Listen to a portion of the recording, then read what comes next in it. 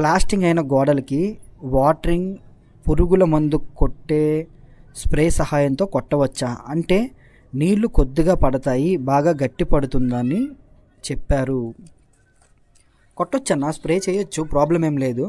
కానీ మీరు ఆ డబ్బాలోకి వాటర్ నింపుకొని మళ్ళీ గోడలకు అది స్ప్రే చేసిన కన్నా మనం క్యూరింగ్ చేసుకోవడం బెస్ట్ కదా. ప్లాస్టింగ్ అయిపోయిన తర్వాత ఏముంది, రోజులో ఒక 3-4 సార్లు క్యూరింగ్ చేయడానికి ట్రై చేయండి.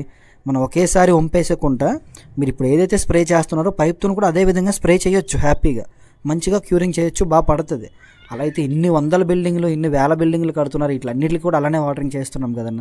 అలా ఏం కాదు, కానీ టైం వృధా. మీరు ఆ స్ప్రే చేసినట్లయితే చేయొచ్చు, చేయకూడదని అయితే కాదు, మళ్ళీ నీళ్ళు నింపేదంతా టైం. అలానే అలా స్ప్రే చేయడం అన్ని దగ్గరలో కుదరదన్న. అవుట్ సైడ్ ప్లాస్టింగ్లు, కాంక్రీట్ వర్క్, ఆర్సీసీ పిల్లర్స్ తడపడం, బయట ఎలివేషను, సీలింగ్ ప్లాస్టింగ్స్ ఇవన్నీ తడపాలంటే డెఫినెట్గా పైప్తోనే కొట్టాలి తప్ప ఇలా స్ప్రే చేస్తామంటే మాత్రం కుదరదు.